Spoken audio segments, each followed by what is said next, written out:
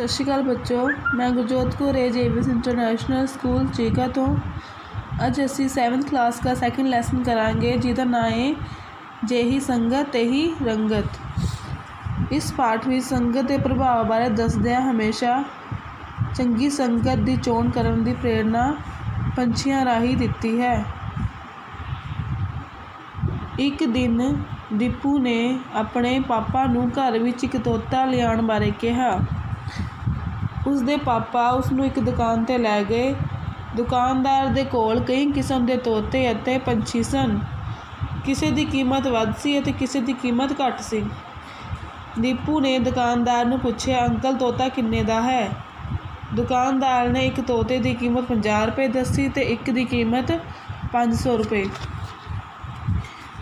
ਵੱਖ-ਵੱਖ ਕੀਮਤ ਸੁਣ ਕੇ ਦੀਪੂ ਬਹੁਤ ਹੈਰਾਨ ਹੋਇਆ। ਉਸਨੇ ਦੁਕਾਨਦਾਰ ਨੂੰ ਪੁੱਛਿਆ, ਇਹਨਾਂ ਦੀ ਵੱਖ-ਵੱਖ ਕੀਮਤ ਕਿਉਂ ਹੈ? ਇਹਨਾਂ ਵਿੱਚ ਕੀ ਫ਼ਰਕ ਹੈ?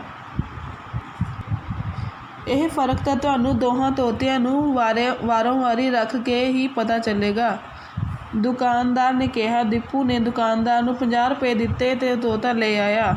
ਉਸਨੇ ਤੋਤੇ ਨੂੰ ਪਿੰਜਰੇ ਵਿੱਚ ਪਾ ਕੇ ਡਿਓਢੀ ਵਿੱਚ ਟੰਗ ਦਿੱਤਾ। ਡਿਓਢੀ ਕੀ ਹੁੰਦੀ ਹੈ? ਮਤਲਬ ਜਿੱਦਾਂ ਆਪਣੀ ਲੋਬੀ ਹੁੰਦੀ ਹੈ ਉਹਨੂੰ ਡਿਓਢੀ ਕਹਿੰਦੇ ਆ ਪੰਜਾਬੀ 'ਚ।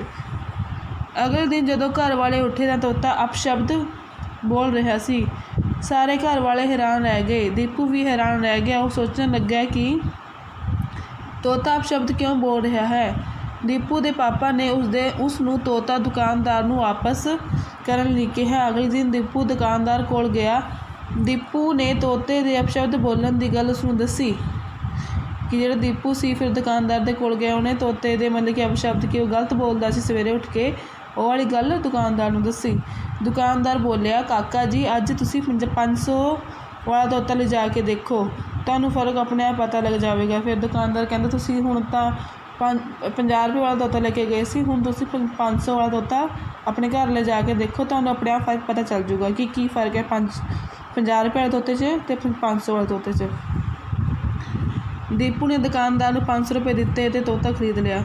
ਪਹਿਲਾ ਤੋਤਾ ਉਸਨੇ ਦੁਕਾਨਦਾਰ ਨੂੰ ਵਾਪਸ ਕਰ ਦਿੱਤਾ। ਦੀਪੂ ਨੇ ਤੋਤੇ ਨੂੰ ਪਿੰਜਰੇ ਵਿੱਚ ਪਾ ਕੇ ਡਿਓਢੀ ਵਿੱਚ ਟੰਗ ਦਿੱਤਾ। ਦੀਪੂ ਨੇ ਫਿਰ ਉਸ ਤੋਤੇ ਨੂੰ 500 ਰੁਪਏ ਵਾਲੇ ਤੋਤੇ ਨੂੰ ਉਸੇ ਤਰੀਕੇ ਨਾਲ ਪਿੰਜਰੇ ਵਿੱਚ ਪਾ ਕੇ ਡਿਓਢੀ ਵਿੱਚ ਟੰਗ ਦਿੱਤਾ। ਅਗਲੇ ਦਿਨ ਜਦੋਂ ਦੀਪੂ ਅਤੇ ਉਸਦਾ ਪਰਿਵਾਰ ਸਵੇਰੇ ਉੱਠਿਆ, ਜਦੋਂ ਦੀਪੂ ਅਤੇ ਉਹਦੇ ਘਰ ਵਾਲੇ ਸਵੇਰੇ ਉੱਠੇ ਤਾਂ ਤੋਤਾ ਸਭ ਨੂੰ ਨਮਸਕਾਰ, ਪ੍ਰਣਾਮ, ਸਤਿ ਸ਼੍ਰੀ ਅਕਾਲ ਕਹਿ ਰਿਹਾ ਸੀ। ਤਾਂ ਜਿਹੜਾ 500 ਰੁਪਏ ਵਾਲਾ ਤੋਤਾ ਸੀ ਉਹ ਸਵੇਰੇ ਉੱਠ ਕੇ ਸਾਰਿਆਂ ਨੂੰ ਪ੍ਰਣਾਮ, ਸਤਿ ਸ਼੍ਰੀ ਅਕਾਲ, ਨਮਸਕਾਰ ਕਰਦਾ ਪਿਆ ਸੀ। ਉਹ ਮਿੱਠੇ-ਮਿੱਠੇ ਭਜਨ ਵੀ ਗਾ ਰਿਹਾ ਸੀ, ਮਤਲਬ ਕਿ ਉਹ ਸ਼ਬਦ ਗਾਉਂਦਾ ਪਿਆ ਸੀ।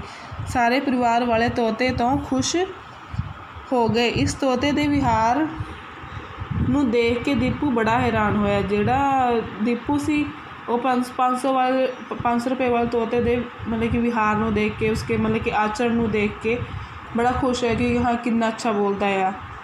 ਪਹਿਲਾ ਤੋਤਾ ਤਾਂ ਬੜੀ ਭੈੜੀ ਜ਼ੁਬਾਨ ਬੋਲਦਾ ਸੀ। ਜਿਹੜਾ ਪਹਿਲੇ ਵਾਲਾ ਤੋਤਾ ਸੀ 50 ਰੁਪਏ ਵਾਲਾ ਤੋਤਾ, ਉਹ ਤਾਂ ਬਹੁਤ ਹੀ ਭੈੜੀ ਜ਼ੁਬਾਨ ਬੋਲਦਾ ਸੀ, ਅਪਸ਼ਬਦ ਬੋਲਦਾ ਸੀ। ਪਰ ਇਹ ਜਿਹੜਾ 500 ਰੁਪਏ ਵਾਲਾ ਤੋਤਾ ਇਹ ਭਜਨ ਗਾਉਂਦਾ ਹੈ। ਇਸ ਦੇ ਵਿੱਚ ਕੀ ਭੇਦ ਹੈ ਕਿ ਦੋਨਾਂ ਵਿੱਚ ਕੀ ਅੰਤਰ ਹੈ? ਅਗਲੇ ਦਿਨ ਦੀਪੂ ਨੇ ਦੁਕਾਨਦਾਰ ਕੋਲ ਤੋਤੇ ਦੇ ਸੁਭਾਅ ਦੇ ਫ਼ਰਕ ਦਾ ਕਾਰਨ ਪੁੱਛਿਆ। ਦੁਕਾਨਦਾਰ ਨੇ ਦੱਸਿਆ ਕਿ ਪਹਿਲਾ ਤੋਤਾ ਚੋਰਾਂ ਡਾਕੂਆਂ ਕੋਲ ਰਹਿੰਦਾ ਸੀ। ਫਿਰ ਦੁਕਾਨਦਾਰ ਨੇ ਦੱਸਿਆ ਕਿ ਜਿਹੜਾ ਪਹਿਲੇ ਤੁਸੀਂ ਲੈ ਕੇ ਗਏ ਸੀ ਤੋਤਾ 50 ਰੁਪਏ ਵਾਲਾ ਤੋਤਾ, ਉਹ ਚੋਰਾਂ ਡਾਕੂਆਂ ਦੇ ਨਾਲ ਰਹਿੰਦਾ ਸੀ। ਉਹਨਾਂ ਚੋਰਾਂ ਨੇ ਇਹ ਤੋਤਾ ਉਸ ਨੂੰ ਵੇਚਿਆ ਸੀ ਕਿਉਂਕਿ ਉਹਨਾਂ ਨੂੰ ਉਹ ਬੋਝ ਲੱਗਦਾ ਸੀ।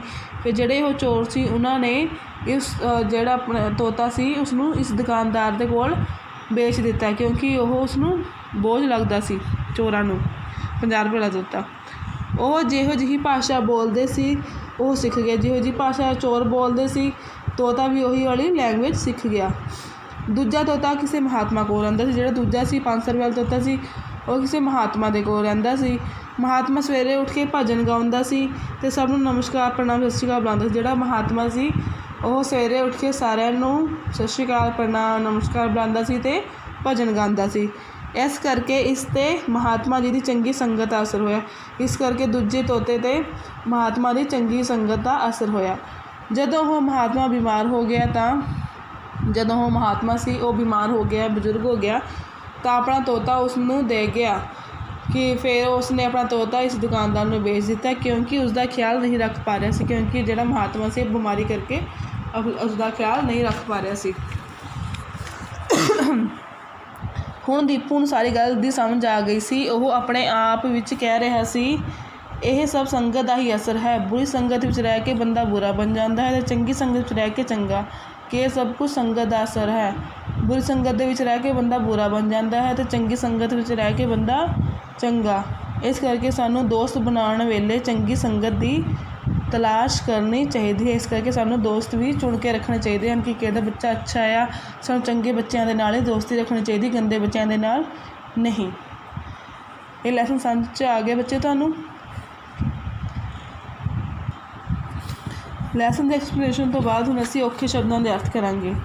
ਫਰਕ ਦਾ ਮਤਲਬ ਹੁੰਦਾ ਹੈ ਅੰਤਰ, ਪਰਿਵਾਰ ਦਾ ਮਤਲਬ ਹੁੰਦਾ ਟੱਬਰ ਫੈਮਿਲੀ, ਭਾਸ਼ਾ ਬੋਲੀ, संगत साथ, तलाश खोज। ये औखे शब्दों के अर्थ फिर कॉपी के अंदर नहीं करने, ये सिर्फ आपने याद करने हैं। फर्स्ट एक्सरसाइज अभ्यास दी, ये आपने अपने आप दिमाग से करनी है। ओके, अपने आप सॉल्व करनी है ये, फिर मैं आपको नेक्स्ट वीडियो में बता दूँगी आपको। मौखिक प्रश्न भी आपने अपने आप करने हैं। बुरी संगत या बुरे दोस्त किहो जे हुंदे हन, ये सारे क्वेश्चन आपने अपने आप करने हैं। नेक्स्ट वीडियो में आपको मैं बता दूँगी इसके आंसर। ये वाले क्वेश्चन आपने फेल नोटबुक में करने जो आपको मैं करा रही हूँ। दुकानदार ने तोतियां की कीमत की दसी। दुकानदार ने तोतियां की कीमत 50 रुपये ते 500 रुपये दसी। 50 रुपये वाला तोता सवेरे उठ के किवें बोलन लग गया? 50 रुपये वाला तोता सवेरे उठ के अपशब्द बोलन लग पिया। 500 वाला तोता परिवार नूं क्यों चंगा लग्या? क्योंकि वह सवेरे उठ के सारिਆਂ ਨੂੰ नमस्कार प्रणाम सत श्री अकाल बुलाਉਂਦਾ ਸੀ। 50 रुपये ਅਤੇ 500 ਵਾਲੇ ਤੋਤਿਆਂ ਦੇ ਸੁਭਾਅ ਵਿੱਚ ਕੀ ਫਰਕ ਸੀ? 50 रुपये ਅਤੇ 500 ਵਾਲੇ ਤੋਤਿਆਂ ਦੇ ਸੁਭਾਅ ਵਿੱਚ ਬਹੁਤ ਫਰਕ ਸੀ ਕਿਉਂਕਿ 50 रुपये ਵਾਲਾ ਤੋਤਾ ਸਵੇਰੇ ਉੱਠ ਕੇ ਅਪਸ਼ਬਦ ਬੋਲਦਾ ਸੀ ਅਤੇ 500 रुपये ਵਾਲਾ ਤੋਤਾ ਸਵੇਰੇ ਉੱਠ ਕੇ ਸਾਰਿਆਂ ਨੂੰ ਨਮਸਕਾਰ ਪ੍ਰਣਾਮ ਸਤਿ ਸ਼੍ਰੀ ਅਕਾਲ ਬੁਲਾ ਰਿਹਾ ਸੀ। ਦੋਹਾਂ ਤੋਤਿਆਂ ਦੇ ਸੁਭਾਅ ਵਿੱਚ ਕਿਉਂ ਫਰਕ ਆਇਆ ਅਤੇ ਕਿਵੇਂ ਆਇਆ? ਦੋਹਾਂ ਤੋਤਿਆਂ ਦੇ ਸੁਭਾਅ ਵਿੱਚ ਫਰਕ ਸੰਗਤ ਕਰਕੇ ਪਿਆ ਕਿਉਂਕਿ 50 रुपये ਵਾਲਾ ਤੋਤਾ ਚੋਰਾਂ ਵਿੱਚ ਰਹਿੰਦਾ ਸੀ। ਚੋਰ ਜਿਹੋ ਜਿਹੀ ਭਾਸ਼ਾ ਬੋਲਦੇ ਸੀ ਉਹ ਸਿੱਖ ਗਿਆ ਅਤੇ ਦੂਜਾ ਤੋਤਾ ਮਹਾਤਮਾ ਕੋਲ ਰਹਿੰਦਾ ਸੀ। ਮਹਾਤਮਾ ਦੀ ਚੰਗੀ ਸੰਗਤ ਦੇ ਅਸਰ ਹੋਣ ਕਰਕੇ ਉਹਨਾਂ ਦੇ ਸੁਭਾਅ ਵਿੱਚ ਫਰਕ ਪਿਆ। ਜਿਹੜਾ ਪਹਿਲਾ ਤੋਤਾ ਸੀ ਉਹ ਚੋਰਾਂ ਵਿੱਚ ਰਹਿੰਦਾ ਸੀ ਤਾਂ ਕਰਕੇ ਉਹਦੇ ਬੁਰੀ ਸੰਗਤ ਦਾ ਅਸਰ ਪੈ ਗਿਆ ਅਤੇ ਜਿਹੜਾ ਦੂਜਾ ਤੋਤਾ ਸੀ ਉਹ ਮਹਾਤਮਾ ਕੋਲ ਰਹਿੰਦਾ ਸੀ ਤਾਂ ਕਰਕੇ ਉਹਨਾਂ ਦੇ ਚੰਗੀ ਸੰਗਤ ਦਾ ਅਸਰ ਹੋਣ ਕਰਕੇ ਉਹਦਾ ਸੁਭਾਅ ਵਿੱਚ ਫਰਕ ਪੈ ਗਿਆ।